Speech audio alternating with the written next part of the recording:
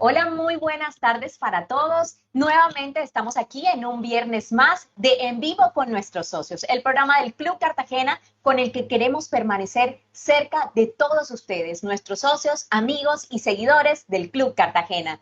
Hoy, como todos los viernes, tenemos un gran invitado. Tenemos el gusto de tener aquí en nuestro programa en vivo a uno de los más grandes conocedores de la historia de nuestra ciudad. Se trata de Moisés Álvarez Marín, quien es licenciado en Ciencias Sociales con estudios especializados en Archivística y Museología. Él fue el fundador del Archivo Histórico de Cartagena y desde hace más de 15 años dirige el Museo Histórico de Cartagena de Indias, MUCA, antes conocido como el Palacio de la Inquisición.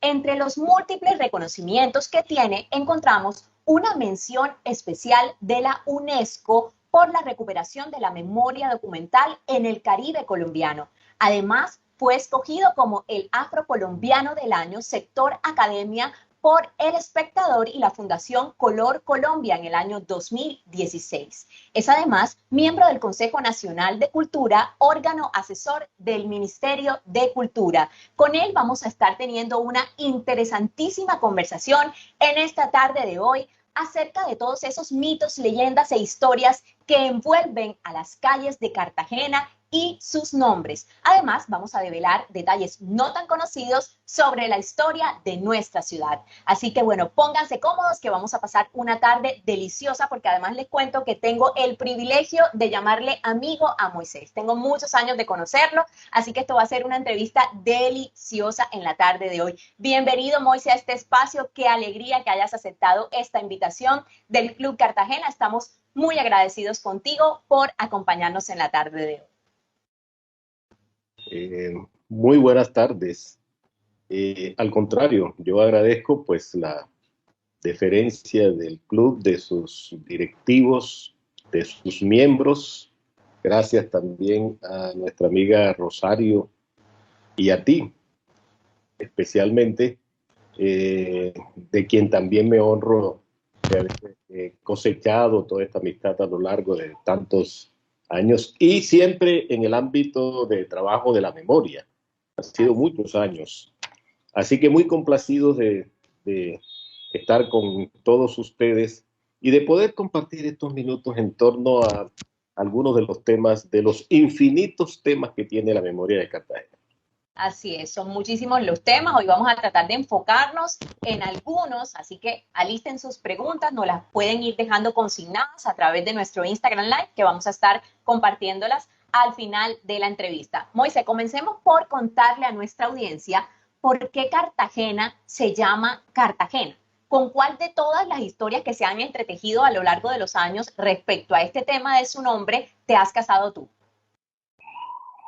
Bueno, desde mi oficio, que realmente no es el del historiador, es el del archivero, es decir, el de la persona que se dedica a compilar y a poner al servicio de la comunidad esa memoria, y especialmente la memoria documental.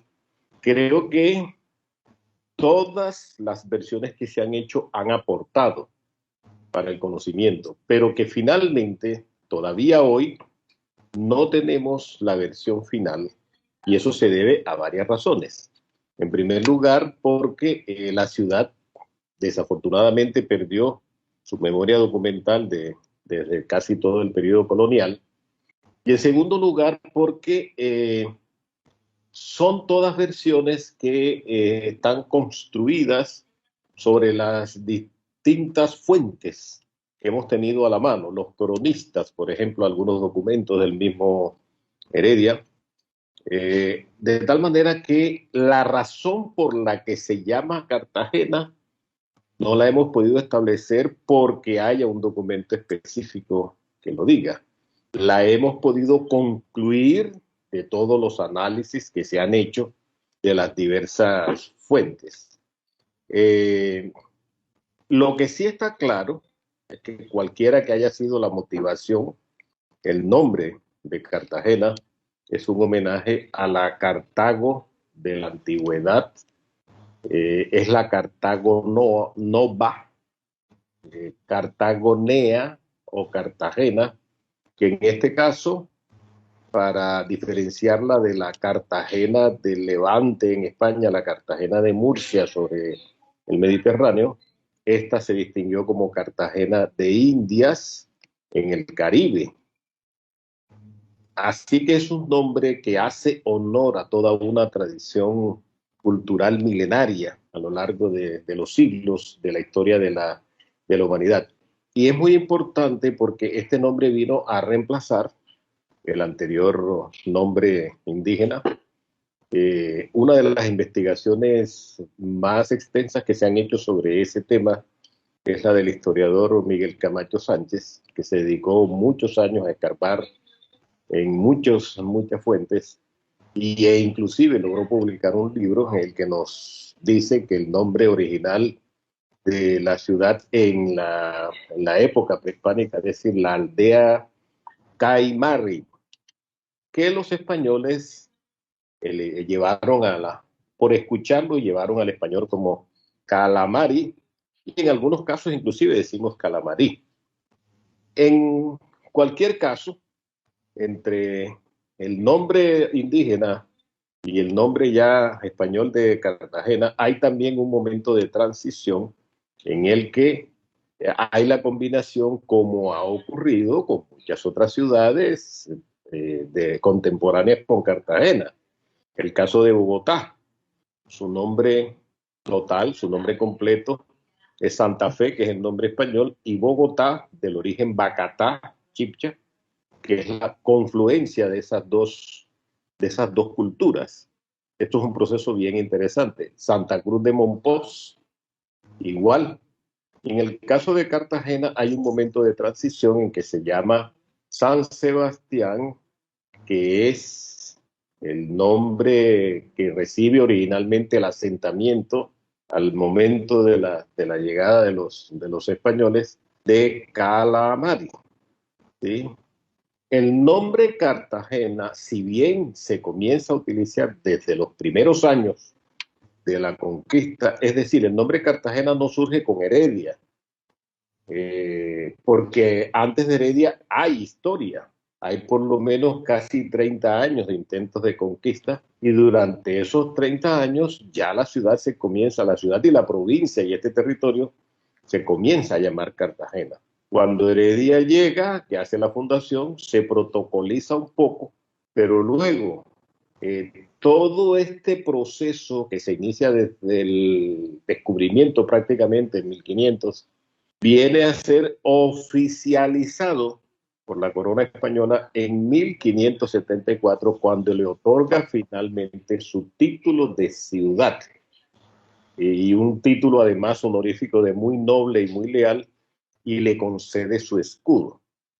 Así que es un nombre que se comienza digamos, a usar desde los tiempos de la conquista, pasa por la fundación y se protocoliza cuando la corona española en 1570 ya le otorga su título definitivo. Entonces, la consolidación del nombre es un proceso, como ustedes lo pueden ver, como todos estos procesos históricos, de largo aliento. No se consolidan en un día. Se van dando y se van sumando razones hasta que al fin se consolidan. Eso es hasta ahora lo que llevamos.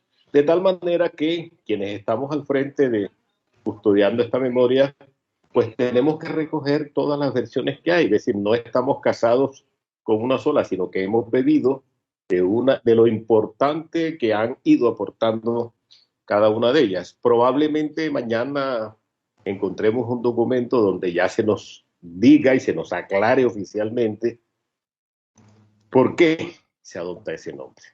Excelente, excelente explicación, Moisés. Entonces vamos desde la fundación, conquista, colonia española, hasta que ya logró su denominación de ciudad. Agradecemos a todas esas personas que se han estado conectando. Le enviamos un saludo a Juliana González, a Pedro Claver Cobo Torres, tu amigo Moisés está aquí conectado, Yolita Malo, Germán Danilo Hernández, Roxana Segovia, y a todos, Piedad Llamas, que desde ya te mandó un saludo. A todos les vamos dando una bienvenida, pónganse cómodos que tenemos una conversación súper deliciosa acerca de la historia de la ciudad. En el periódico El Tiempo, Moisés, en alguna oportunidad Juan Gosaín escribió: en Cartagena las leyendas caminan por las calles, en cada playón se esconde un mito, en las murallas los muertos se reúnen a conversar entre ellos y en las plazoletas bajo las estrellas duerme cada noche una tradición. A tu juicio, Moisés, ¿qué hace especial a Cartagena de Indias? Y que nos lo diga una persona que nació en otra ciudad, bueno, nació en otro departamento, ¿sí? Cataquero, le dicen, ¿no, Moisés? El gentilicio de... ¿Es así? Así es. Ok, Pero bueno, entonces, Moisés, cataquero. ¿Cómo ve de un cataquero a Cartagena? ¿Por qué es una ciudad tan especial? bueno, si bien yo nací por allá desde mi primera infancia y por influencia de mi padre, que era cartagenero, fui formado, escuchaba todas las historias de piratas, de inquisidores, de próceres, de brujas, de conquistadores. Y yo creo que eso llenó digamos, el imaginario desde entonces. Entonces yo creo que desde esa época ya estaba predestinado a venir a Cartagena a escudriñar un poco más sobre eso, de tal manera que aunque yo no nací aquí, el alma de Cartagena lo llevo por dentro desde siempre. Aquí hago un paréntesis para resaltar el hecho, yo creo que esto les puede hablar perfectamente de eso. Mi padre que vivió, que era de aquí, pero que vivió allá muchos años, allá tuvo una escuela de primaria durante más de 50 años y el solo nombre de la escuela se los va a decir todos. Se llamó Escuela 11 de Noviembre. Así que desde esa época vienen.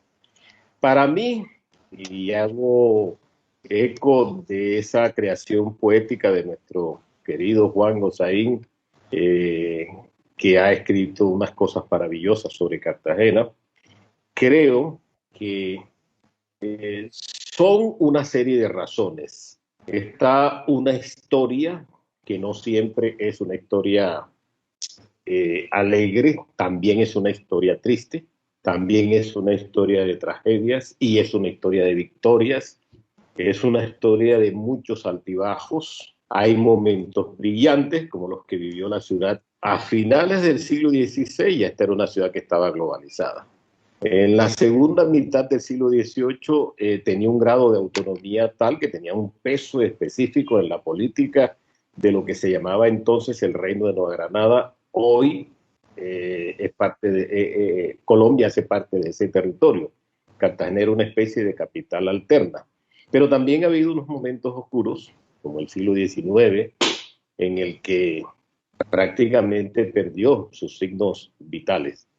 Pero yo creo que todo ese andar de Cartagena por la historia ha dejado una huella tan importante, como les digo, no siempre alegre, a veces también triste, que hace que sea una ciudad de grandes contrastes, pero al mismo tiempo atractiva desde todo punto de vista. Por un lado está esa historia formidable que nos lleva a todos sus personajes, a sus épocas, por ejemplo, la presencia de los esclavos africanos en Cartagena, que es tan importante para entender la ciudad, el proceso de independencia que es clave no solamente para entender esta ciudad, sino para entender la formación de la nacionalidad colombiana, su riqueza material, esta arquitectura que desborda conocimiento, el papel de los artesanos en su construcción, las grandes obras de ingeniería y, por supuesto, en todo el centro, su gente, con toda su imaginación, su talento, su forma de ser. En suma, esto hace de Cartagena una ciudad especial. A quienes están en el turismo, yo siempre les he dicho que esta es una ciudad que es un destino obligado en el mundo. Es decir, si hay un sitio en el mundo que hay que conocer es Cartagena, por esa historia formidable y por esos contrastes que la hacen francamente atractiva. Yo creo que tenemos una gran ciudad para contarle al mundo lo que hemos sido y por supuesto seguirle contando a los cartageneros, que eso también nos ha hecho falta y nos sigue haciendo falta. De acuerdo, es una ciudad especial, una ciudad maravillosa y también es una ciudad muy pintoresca desde todo punto de vista. Y por supuesto, este tema de los nombres de las calles son un fiel ejemplo de ello. Entonces, la pregunta, Moisés, es, ¿desde cuándo se le comenzó a dar nombres a las calles? ¿A quién o a quiénes se les atribuye este tema de haberse denominado como los nomencladores de nuestra ciudad? Sí, bueno, de la misma manera como el establecimiento de la ciudad, es decir, la escogencia del sitio para hacer su fundación, debió ser el proceso de una larga exploración del territorio para buscar el sitio más adecuado donde estuvieran las condiciones mínimas y básicas para poder establecer una ciudad como el agua o como los materiales de construcción, cosa que no siempre fue fácil en el caso de Cartagena. Aquí lo que prevaleció fue la idea fundamental del puerto, que resultó ser el más adecuado en todo este territorio para establecer allí la ciudad. Luego viene el desarrollo urbano que contemplaban las normas de la corona, casi todas establecidas en las leyes de Indias y particularmente en un cuerpo de leyes que eran las ordenanzas de población. Ahí estaba contemplado el protocolo, las medidas, etcétera, de cómo se trazaba y cómo se desarrollaba una ciudad. En el caso de Cartagena, no todas esas normas se pueden cumplir a cabalidad, por lo menos durante los 30 o 40 primeros años de la ciudad, porque hay una serie de inconvenientes a su alrededor.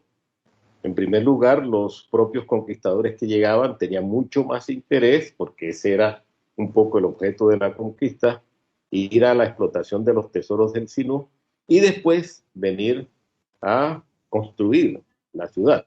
Por eso hay muchos problemas urbanos que no se resuelven desde el principio, sino que se van resolviendo sobre la marcha.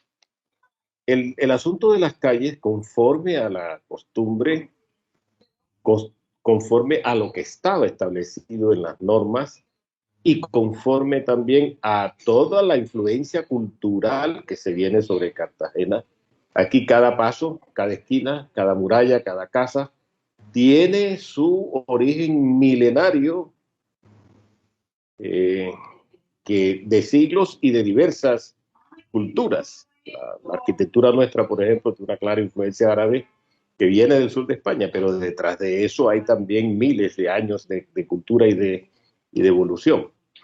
Las calles, una vez que son trazadas, el Cabildo Cartagenero, que es la autoridad máxima de administración, el Cabildo estaba encabezado por el gobernador, que era el mandamás de la ciudad y de la provincia, pero el mandamás necesitaba tener un cabildo que era el cuerpo colegiado de cabildantes y de otra serie de organismos establecidos allí para la justicia, para el comercio, para la regulación de la vida de la ciudad, que era quien ordenaba la vida, quien ordenaba lo que se iba a cumplir. Entonces, de acuerdo con todo este conjunto de cosas, la ciudad, debido a una clara influencia de la fe católica, que va a dominar todo este periodo y a lo largo y ancho de todo el periodo colonial, se toma la decisión de que aquí y en casi todas las ciudades contemporáneas, en casi todas las ciudades del Caribe es igual, los nombres originales de las calles se bautizan con nombres de advocaciones de la Virgen.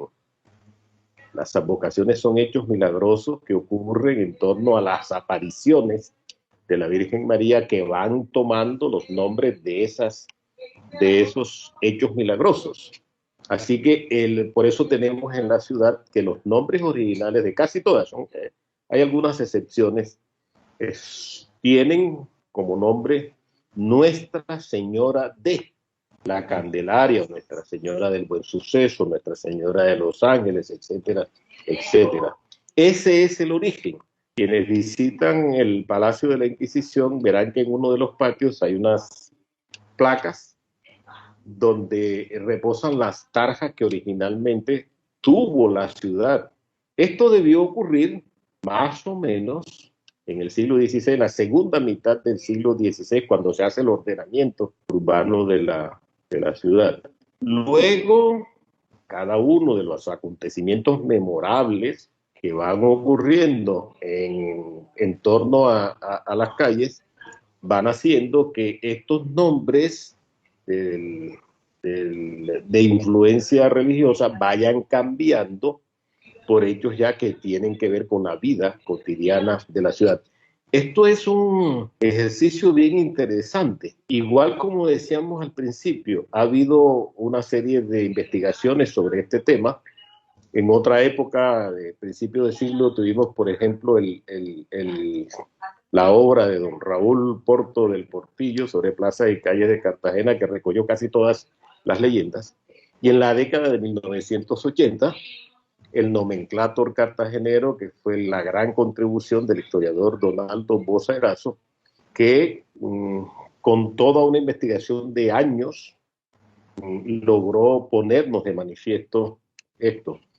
Es un tema que sigue siendo enriquecido, es decir, todavía podemos seguir agregando información en la medida en que vayamos escarbando en los archivos.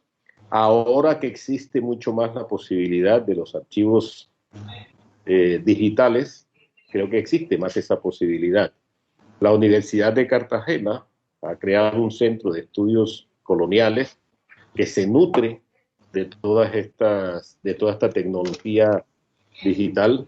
Por otro lado, hay particulares que han financiado proyectos para seguir describiendo fuentes del archivo de Indias, de tal manera que ya cada vez hay más acceso a esa información y cada vez hay un repositorio de documentación que permite ir documentando cada vez más este tema, que es tan importante porque reúne muchas cosas. Y ahí están los elementos esenciales de la ciudad.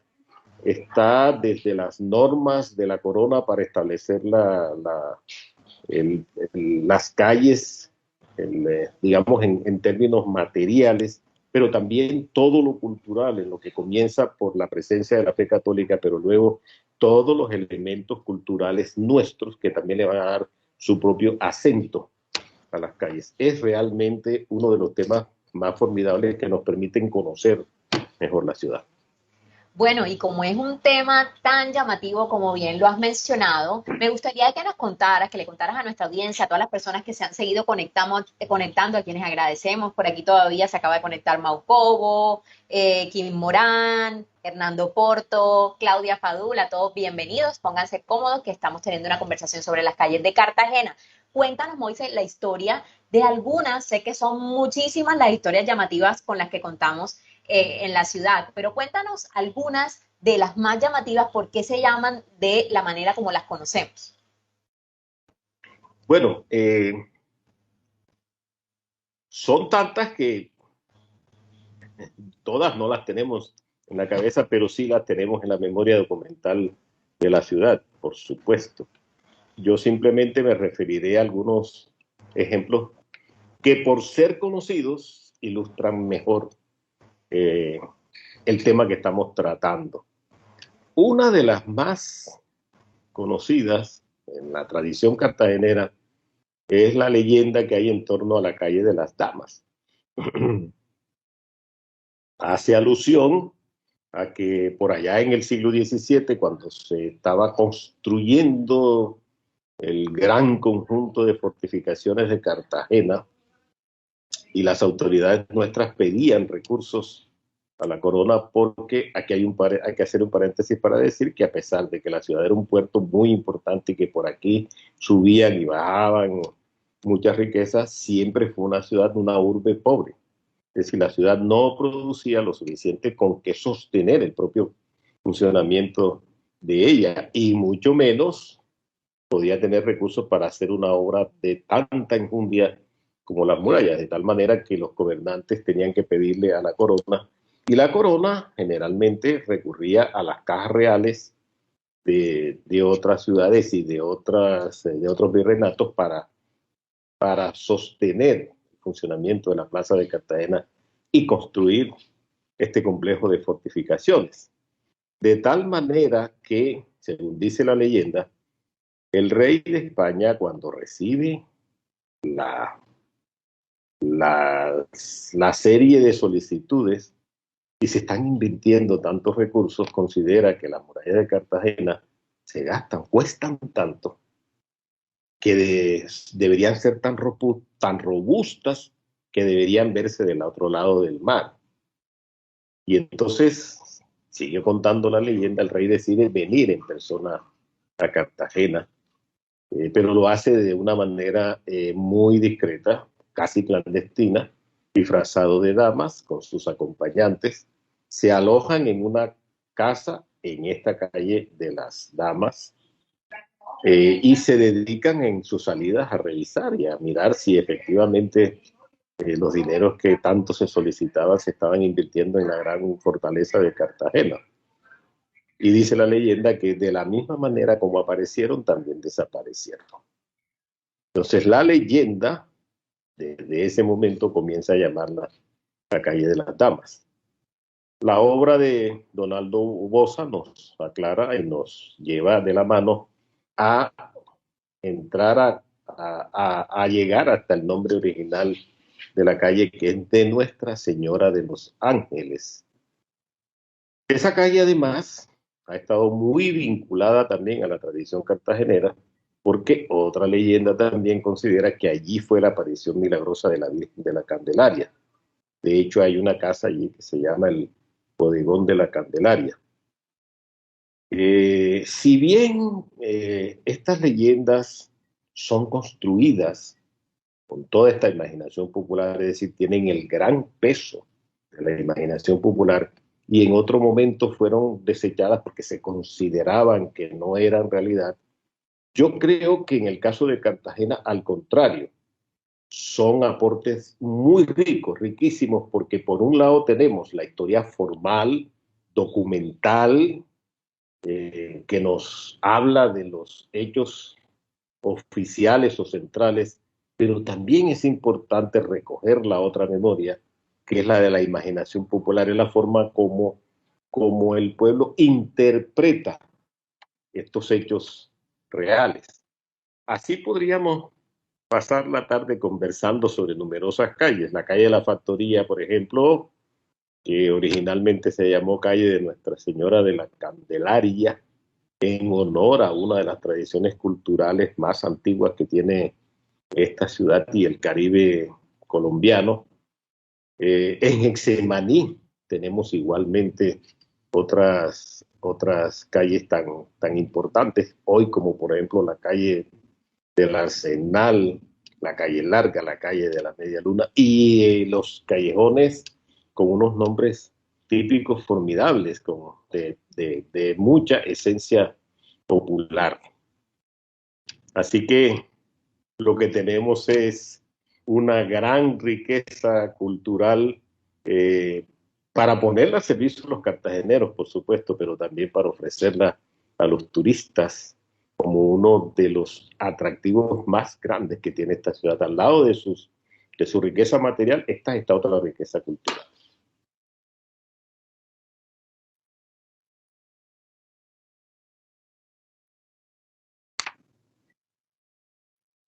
Se quedó Hola, hola, ¿me escuchan? había ido la voz, se había ido la voz. Súper, bueno.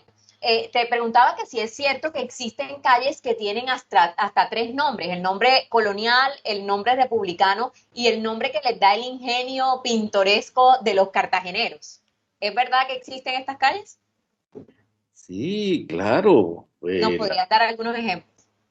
Son como capas que se Ajá. van superponiendo a lo largo de la historia, ¿no? De tal manera que cuando uno las comienza a mirar, creo que es un buen ejercicio para conocer e interpretar las distintas épocas de la ciudad. Eh, la calle de, una de las calles de estas, bueno, que ha tenido dos. La calle hoy conocida, la muy popular calle de las Carretas. ¿Sí?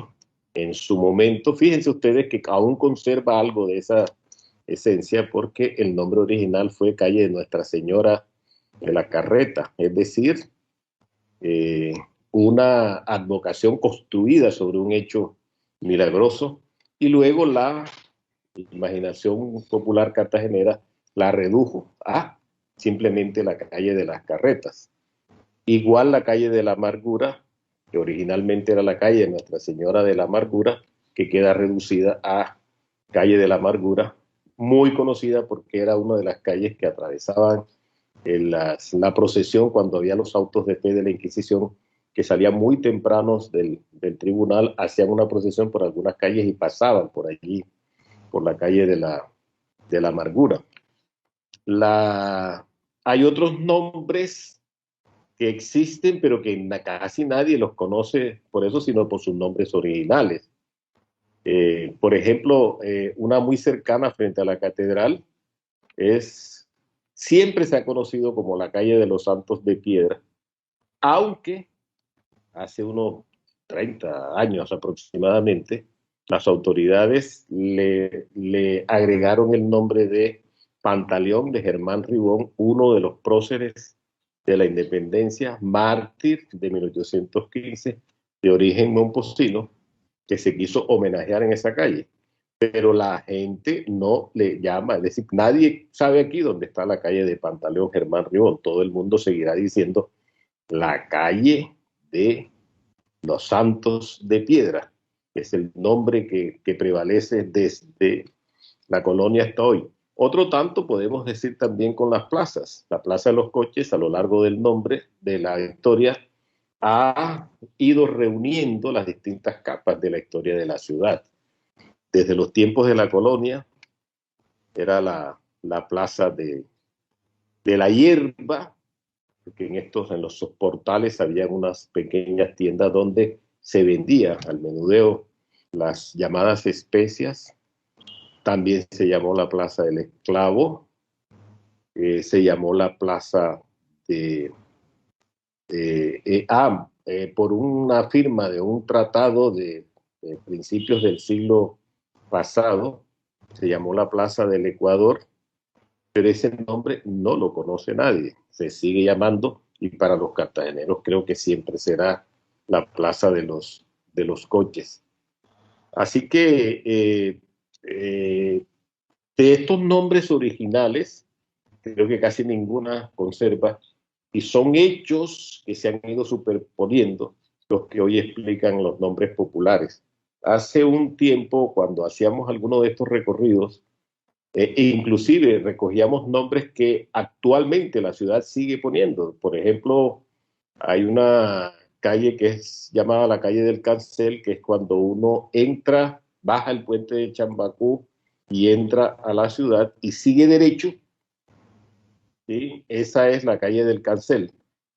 Pero los cartageneros comenzaron a llamarla la calle de la India Catalina porque ahí muy cerca estuvo el monumento. Así que ese proceso de evolución sigue en marcha, es muy dinámico y seguramente con el transcurso del tiempo algunas de estas calles seguirán cambiando sus nombres porque hayan nuevos hitos que los vayan reemplazando y van sumando historia a esta memoria.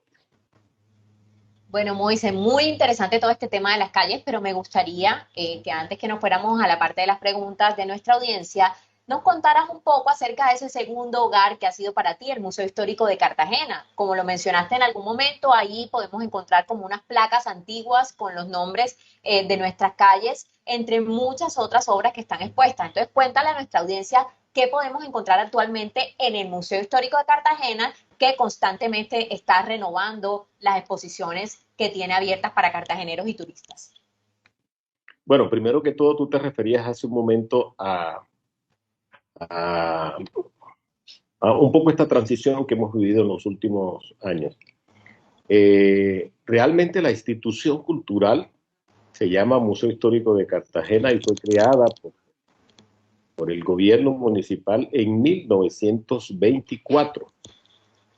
La institución como tal se fundó con donaciones que hicieron los particulares, comenzó a funcionar en una casa arrendada frente a la catedral y muchas décadas después el Estado colombiano decide comprar el Palacio de la Inquisición, que estaba en manos de particulares, y lo destina a los usos que hoy tiene, al Museo Histórico, a las reuniones de la Academia de Historia y al Archivo Histórico.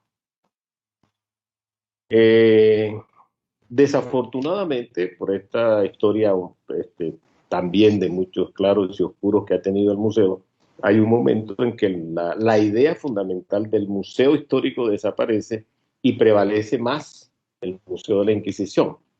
En esa historia hay que reconocer que en la década del 70 y del 80, por ejemplo, gracias a la iniciativa y al trabajo tesonero del historiador Eduardo Lemaitre, el museo logra recuperar mucho de su brillo anterior, pero lamentablemente después vuelve a perderlo y a finales de la década del 90 lo que teníamos era un edificio casi arruinado y una colección casi desaparecida.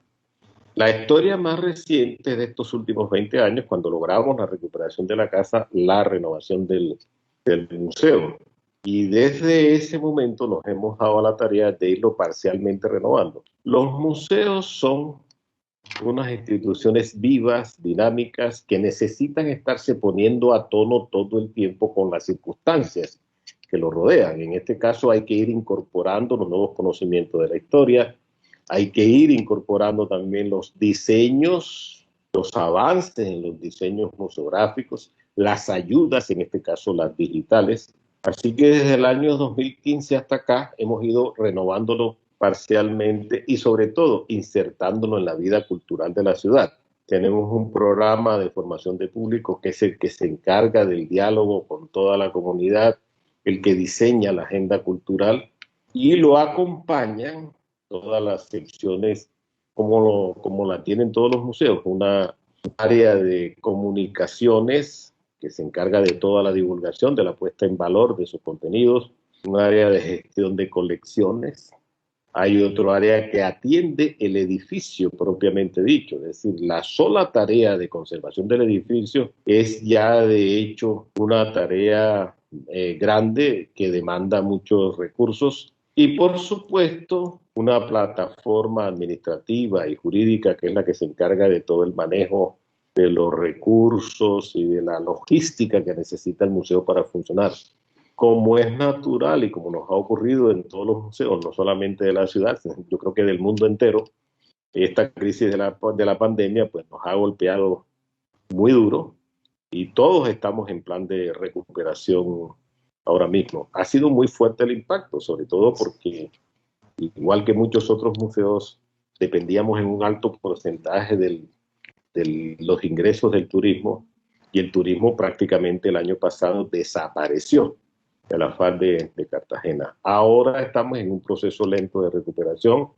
Hemos estado en mucha comunicación con todos los actores del turismo, la Corporación de Turismo, las autoridades del turismo, los empresarios del turismo, y trabajando con ellos en la recuperación de la misma manera como estamos trabajando también con los actores culturales para ir recuperando el pulso de esa actividad cultural que hasta el año 2019 fue bastante significativa, de mucho impacto, pero que en el año 20 quedó en suspenso y apenas en este 2021 comienza a recuperarse. Ese es, en síntesis, lo que se nos ha tocado, bueno, como le ha tocado en general a toda la ciudad.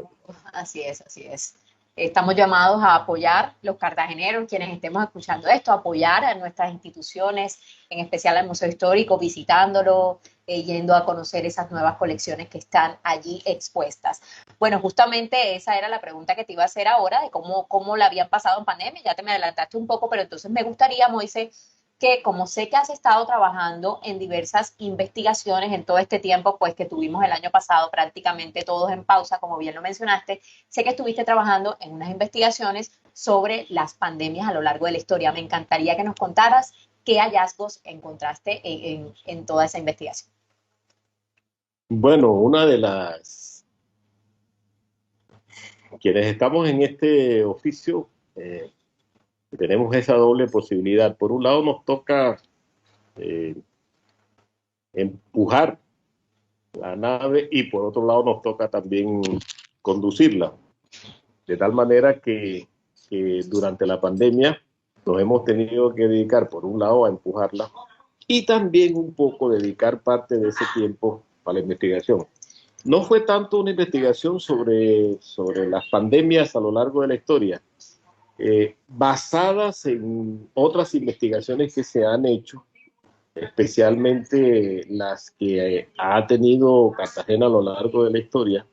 Nos dedicamos a investigar y logramos construir una gran base de datos que está lista para ser publicada sobre la gripa española de 1918 y 19, en el caso de Cartagena, es decir, hace ciento y tantos años. Nos, nos guiamos un poco por las investigaciones que se han hecho por otra peste, la del cólera, a mediados del siglo XIX, y pudimos un poco determinar qué había pasado. Llegó aquí aproximadamente desde el mes de octubre, causó muchos muertos, duró hasta el mes de diciembre. Hubo que aplazar las fiestas de diciembre. Ahí tenemos registros completos de los informes de las autoridades de médicas de la ciudad, todas las medidas que tuvieron que tomarse, muchas de las cuales siguen vigentes hoy, ciento y tantos años después. Y lo increíble de esta es que de manera inesperada, así como llegó, también desapareció. De tal manera que en el mes de noviembre de ese año, que hubo que aplazar las fiestas, aún la ciudad estaba bajo estos efectos y todo el mundo estaba con esa preocupación de la gripe española, el trancazo, como se llamó en Panamá. Pero en diciembre se juntaron las fiestas de noviembre con la Navidad y creo que ya en diciembre el tema de la gripe española era cosa del pasado y la ciudad pudo disfrutar perfectamente de sus fiestas de noviembre y diciembre. Probablemente nunca en la larga historia se habían juntado una con otras, ¿no?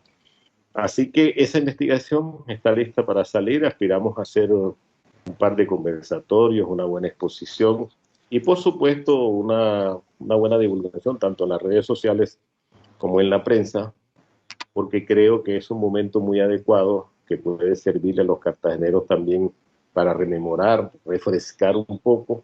A lo mejor muchos conservan aún la memoria por la tradición familiar, porque fue la gripa española. Y aquí simplemente lo que vamos es a ponerlos, a servirlos nuevamente para conocer más en detalle este episodio tan interesante de la historia de la ciudad. Excelente, excelente. Y además de que nos llena de optimismo pensar que pueda pasar lo mismo, ¿no? Que de un momento a otro el COVID simplemente se vaya y nos deje la vida tranquila a todos. Así que excelente, para eso hay que conocer detalles de nuestra historia. Moise, antes de irnos con las preguntas que tengo de nuestra audiencia, me gustaría preguntarte qué detalles no tan conocidos ni explorados por otros historiadores has podido tú profundizar en las múltiples investigaciones y estudios que has realizado. Bueno, el espectro de la historia de Cartagena se ha ido llenando en la medida en que se han ido quemando etapas y llenando vacíos, ¿no? Esta historia, la historiografía cartagenera propiamente dicha, la comenzamos a construir desde finales del siglo XIX. En el caso nuestro, hubo unas obras muy centrales, capitales para la historia de Cartagena, que fueron sobre todo compilaciones documentales que luego han servido como fundamento para muchísimas investigaciones. Son un punto de referencia obligada. Esas fueron obras que a instancias del doctor Rafael Núñez, cartagenero, que llegó a ser presidente de Colombia, él logró, por un lado, extender una misión diplomática que tenía del señor Antonio Cuervo en Londres y lo mandó a España con esa misión de escarbar una serie de documentos fundamentales para el conocimiento de nuestra historia. Esos documentos fueron publicados en una colección especial, donde figura, por ejemplo, la famosa expedición Fidalgo, una expedición geográfica que tanta información contiene sobre todo el Caribe colombiano y particularmente sobre las costas y los accidentes geográficos y el ambiente de Cartagena. El mismo doctor Núñez puso también en Bogotá a otro de sus ilustres, de otro ilustre cartagenero formado en Bogotá, el doctor Manuel Ezequiel Corrales, que se dedicó a escarbar en los archivos de España y también publicó otra serie de obras, y en el caso de Cartagena, a el señor José P. Urueta, que fue el primer historiógrafo oficial del departamento de Bolívar. Gracias a ese trabajo se echaron como los cimientos la obra fundamental del doctor Eduardo Gutiérrez de Piñeres, ¿sí? Mucho después también la colección que agrega el doctor Roberto Arrázola, han ido llenando esos espacios. Hay que señalar que durante los primeros 50 años el trabajo que aportó la Academia de Historia de Cartagena, que fue entregando y aportando, fue recogiendo buena parte de esta memoria.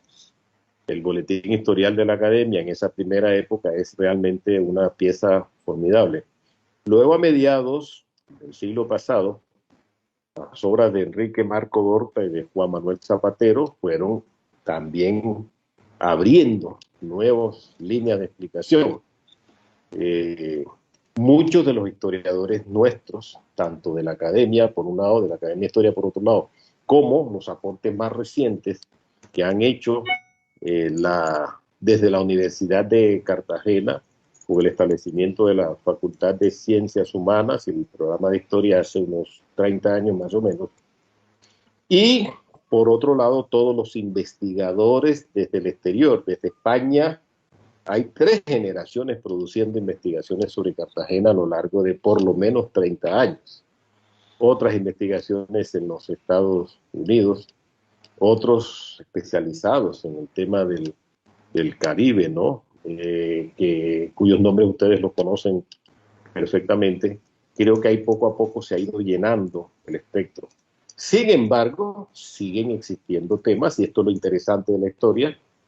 Hay temas que ya han sido tratados en los cuales se puede profundizar y hacer mayor claridad, y hay unos temas nuevos que también pueden ser tratados.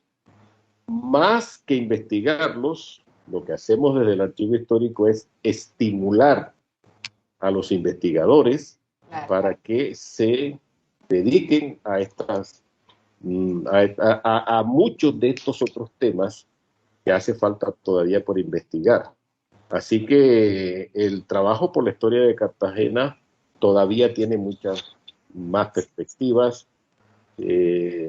Hay temas que todavía vale la pena abordar desde todos los órdenes, desde lo económico, lo político, lo social, lo cultural, lo urbano, por ejemplo, de tal manera que el espectro completo de la historia de Cartagena aún tiene algunos temas por llenar.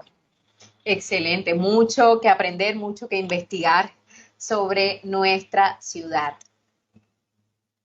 ¿Me estás escuchando, Moisés? Sí, claro, hoy sí te Perfecto. Listo. Bueno, entonces, Moisés, tengo varios comentarios y varias preguntas de nuestra audiencia. Antes de las preguntas, hay una cosa interesante. Sí, señor. Que es sobre cómo llevar este conocimiento a las juventudes nuestras, especialmente al sector. Justo esa es una de las preguntas que nos tiene nuestra audiencia, entonces vamos adelantándonos y contando cómo enamorar a los niños y a los adolescentes. Si quieres, esperemos y te leo puntualmente la pregunta, pero es sobre ese Perfecto, tema. sí, pues podemos comenzar con eso. Súper, entonces voy a leerte algunos comentarios. La Muñe Pretel te manda un saludo muy especial. Por acá te dice Astrid Guerrero, complacida de estar presente en esta charla. Un abrazo para Moisés. Déjame que tengo que bajar porque tengo bastantes cosas por acá. Héctor Fernando Trujillo dice, lo importante de Moisés es que sencillamente es culto y brota amor por Cartagena en su gestión. Muchas gracias a Héctor Fernando Trujillo por ese comentario tan lindo. A mi gran amigo Héctor. Así es. Bueno, permíteme y busco alguno otro de los comentarios. Por acá nos estaban preguntando, Roxana Segovia dice, Moisés, creo que vale la pena explicar la diferencia de los nombres de las calles en algunos barrios del centro histórico. Por ejemplo, entre Getsemaní y San Diego. Sí, sí, sí, claro, claro, claro. Bueno, hay que comenzar por decir que este tema de las calles ha sido un tema que hemos tratado recientemente ahora que estamos hablando sobre cómo llevar este conocimiento a la educación. Con la Sociedad de Mejoras Públicas hemos desarrollado ya en este año la tercera versión de un concurso, pero más allá de un concurso es un proceso de formación de los jóvenes nuestros. Es una alianza entre la Sociedad de Mejoras Públicas y el museo, que bueno, si hay tiempito más adelante les contaremos algunos detalles más. El año pasado tuvimos el tema de las calles. Como la historia de la ciudad es tan grande, tan amplia, decidimos escoger apenas unas 10 calles. Y en ese ejercicio, yo creo que ese es un poco lo que Rosana aspira a que le contemos a la audiencia, es que, y en torno a la pregunta que hacía Mafe de los cambios de los nombres, si bien en el recinto urbano primitivo de la ciudad, es decir, en los barrios primitivos de la ciudad, que son los que están alrededor de la catedral y alrededor de la plaza de la aduana, que fueron los barrios de Santa Catalina y de San Sebastián, una vez que la ciudad, ya desde la segunda mitad del siglo XVI, comienza a expandirse, cuando se ya ingresa al comercio transoceánico, a la llamada carrera de Indias, y a esta ciudad llegan gentes venidas de todas partes del mundo. A finales del siglo XVI podríamos decir que Cartagena, como se dice hoy, era una ciudad globalizada, conectada no solamente con España y con el Caribe, sino con el mundo entero.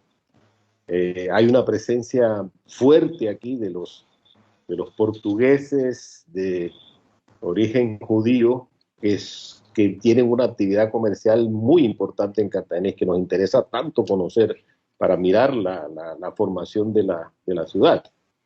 De tal manera que todo esto se va a traducir en estas manifestaciones culturales.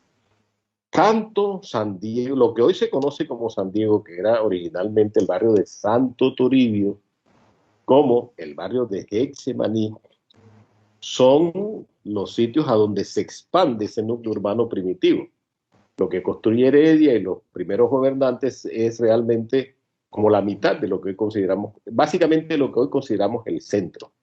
Pero debido a esa expansión, la ciudad tiene que irse y buscar otros espacios en lo que hoy se conoce como San Diego y como Getsemaní. En ambos ámbitos, pero sobre todo en Getsemaní, que es a donde queremos llegar con Rosana, hay una presencia popular muy fuerte, muy raizal, que identifica tanto a San Diego como a Getsemaní, y lo ha identificado hasta hoy, ¿sí?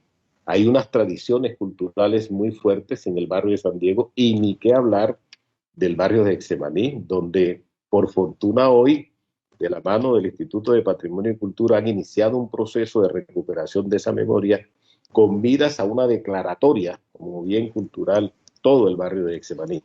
Entonces, estos nombres originales de las calles van a ir evolucionando hasta llegar a los nombres populares eh, que son los que hoy tenemos. En Getsemaní tenemos la famosa calle de Tripita y Media, por ejemplo. En San Diego, la calle de Tumba Muertos, por ilustrar apenas y muy brevemente esto. Por ahí nos estaban preguntando justamente por la calle de Tumbamuertos, que si podías contar brevemente esa simpática historia de la calle de Tumbamuertos, te dice Lilian Correa.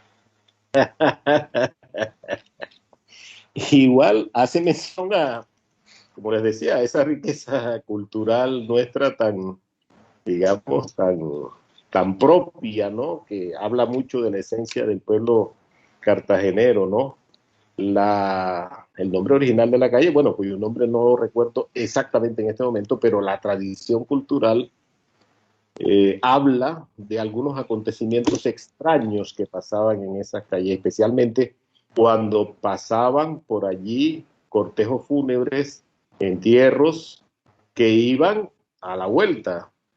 Entonces, el Campo Santo, que quedaba más o menos donde hoy está la cárcel de San Diego, uno de los camposantos de la ciudad, de tal manera que los entierros pasaban por estas calles, pero misteriosamente en varias ocasiones los cajones de los muertos se caían al pasar por esa calle. Algunos consideraban que eran bromas, otros consideraban que era un ardid para poder hacer que los vecinos se acostaran temprano y emprender digamos, sus actividades de contrabando, etcétera. Sobre eso hay toda una historia fantástica de lo popular. Buenísimo. Por acá nos dice Mayra Rodríguez Osorio. ¿Qué hacen para que los jóvenes, esta es la pregunta que te decía, qué hacen para que los jóvenes y escuelas puedan saber y conocer sobre el museo, sobre Cartagena y su historia? Sí, Mayra, a lo largo de los años hemos venido, y no solamente el museo, yo creo que hay muchas instituciones, Así es. Inclusive muchas instituciones educativas que ellos han ido formando sus propios planes de enseñanza de la historia, de tal manera que no somos solos. Yo creo que hay muchas iniciativas en este caso. Lo más reciente que estamos construyendo es esto de la ruta por la historia de Cartagena, que el primer año lo dedicamos a la ruta de la independencia, es decir, por los escenarios donde discurrió la independencia de Cartagena. El año pasado lo dedicamos a las calles y este año lo estamos dedicando a las fortificaciones, ¿no? Y hay unas cosas bien interesantes, por ejemplo, de las estadísticas que tiene la Sociedad de Mejoras Públicas, que conoce muy bien Rosana, porque estuvo en ese momento directora, hoy la sucedió María Pía Mogollón.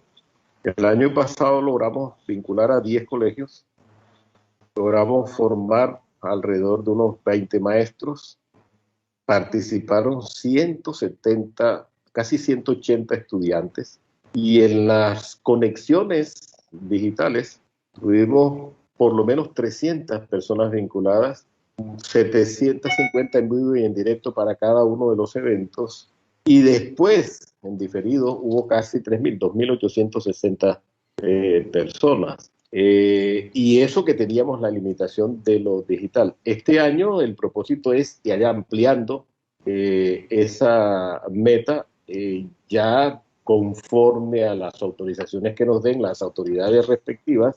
Queremos hacer algunos recorridos virtuales. Lo que creo que debe hacer Mayra es que esto tiene que convertirse necesariamente ya no en iniciativas individuales o parciales, sino en un gran proyecto educativo de ciudad.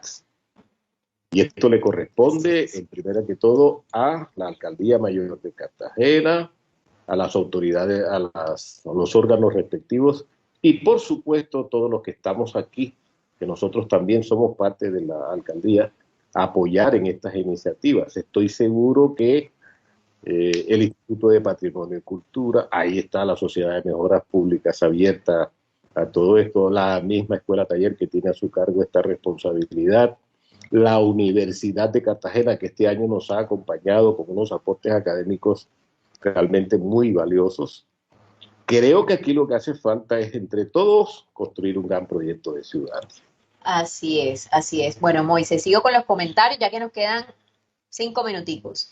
Buenísimo ha estado el conversatorio, te dice Patricia Bermúdez. Pregunta la nena Arrázola, qué honor que esté conectada la nena Arrázola, que cuando sale la investigación, se refiere específicamente cuando hablaste de la investigación sobre las pandemias. Hombre, mi querida amiga nena Arrázola, porque tenemos la oportunidad de reunirnos, no tan periódicamente como quisiéramos, ¿no? Pero siempre que nos encontramos es hablar sobre muchas cosas de Cartagena. Basta con que haya tu solicitud para que aceleremos eso y la vamos a publicar. Excelente, excelente, que así sea. Bueno, dice la Muñe Pretel, interesante conocer cuáles medidas de la gripa española siguen vigentes hoy en día. Moisés, yo sé que eso lo tienes allí a la mano Sí, de qué era claro, lo que hacían. claro. Cuéntanos, que me pareció muy pintoresco. Bueno, por supuesto el tapabocas, la distancia, lo básico de ahora sigue siendo, en esa época se llevaba un poco más, había que asear asear y airear los cuartos de la habitación. Hay una cosa que es bien curiosa, como en ese momento todavía no habíamos avanzado en alcantarillado, se hacía mucha énfasis en que había que tener mucho cuidado con los excusados, que había que llenar de cal y había que destapar y había digamos, que desalojar.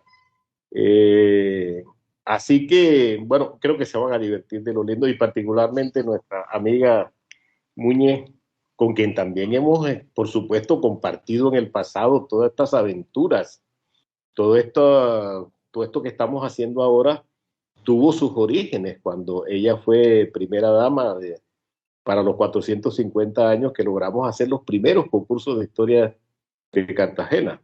Así que lo que nosotros estamos haciendo ahora es renovando lo que ya hemos venido haciendo a lo largo de tantos años. Igual que la Muñe, pues también con Rosala hemos compartido muchos años esta iniciativa, ¿no?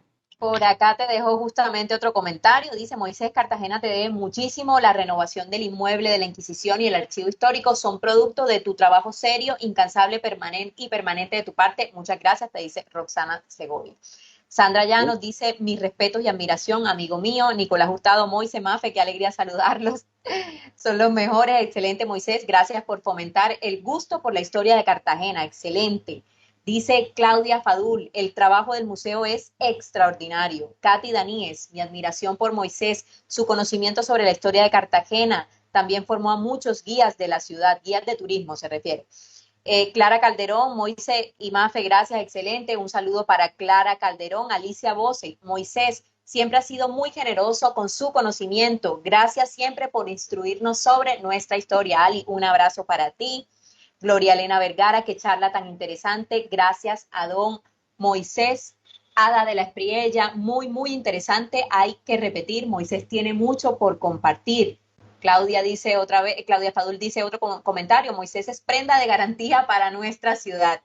Qué buen comentario. La Prince Martínez, en todos los colegios de la ciudad, tanto públicos como privados, deberían tener como obligatoria la enseñanza a la historia de Cartagena. Completamente de acuerdo. Sería una muy buena campaña, dice, que emprender, la Prince. La Muñe Pretel, podemos hacer el álbum de figuritas de las plazas y monumentos de Cartagena, eso lo tenemos en el tintero. Que eso lo hicimos para los 450 años. Super. Concursos anuales entre los estudiantes promovidos por RCN. Dice, bueno, no promovidos por RCN, pero como él lo menciona en la Sociedad de Mejoras Públicas, existe ese concurso de historia y se va a realizar el 30 de octubre de este año. Ya lo hemos hecho en 2 oportunidades anteriores. Así que, bueno, estar atentos a eso. La nena Rázola, Moisés, saludo tu generosidad y sabiduría. Prince Martínez, cuando Toño Pretel fue alcalde, promovió la historia y se dio a conocer el himno de Cartagena. Sí, así es. Mateo Bossi, y la cuadrilonga flameó en toda la ciudad en la alcaldía de Toño. Un abrazo para don Toño Pretel también y a su querida esposa. Gladys Pérez Rosales, muy interesante el conversatorio. Moisés, toda una autoridad y referente a la historia de Cartagena. ¿Qué más nos dicen por acá? Prince Martínez, Moisés es el depósito de la historia de Cartagena. Totalmente de acuerdo con la Prince. Mayra Rodríguez, hombres honorables e íconos de Cartagena. Antonio Pretel, Humberto Rodríguez Puente, Augusto Martínez, el doctor Rizo, a todos ellos los queremos mucho, a los que continúan con nosotros, un abrazo para todos. Saludos especiales, tuve el honor de exponer mi obra en el 2010, Marlene Pombo, me imagino allá en el MUCA, que abre las puertas a todos los talentos cartageneros. Eva María Campos, maravillosa labor de Moisés. Margarita Daníez, muy generoso todo lo que compartiste. Robe Barrios, fuerte abrazo para mi gran amigo Moisés. Pedro Claver Torres, nuestro último comentario, excelente conferencia, felicitaciones a don Moisés. Moisés, como verás, Cartagena y el Club Cartagena te quieren muchísimo, te agradecemos por esta tarde tan maravillosa, como ya lo había dicho, una tarde deliciosa alrededor de la historia de nuestra ciudad. Mil gracias por habernos acompañado y compartido ese gran conocimiento que tienes, Moisés. De verdad que te extendemos un abrazo y espero que con todos estos comentarios tan lindos tengas claro cuánto Cartagena te quiere. ¿Quién está por ahí conectado, Lorena? Yo lo que creo es que esto, lo que pone de manifiesto y lo que deja en claro es que esto ha sido una tarea de un gran equipo. Total. Es decir, yo soy la cara visible, pero conmigo ha habido a lo largo de todos estos tiempos muchos equipos de trabajo que realmente son los que han hecho posible esta tarea. Y en eso han sido gobernantes, como estábamos hablando de Toño Pretel. Podríamos decir inclusive muchos otros alcaldes que también han ido contribuyendo a esta memoria.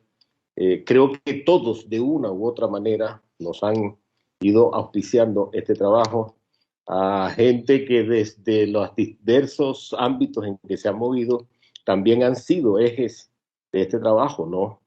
Un aliado que hemos tenido toda la vida ha sido a Raimundo Angulo y el concurso de belleza, que ha sido pues un gran defensor y un gran aliado en la gestión que hemos necesitado hacer ante el gobierno nacional, por ejemplo.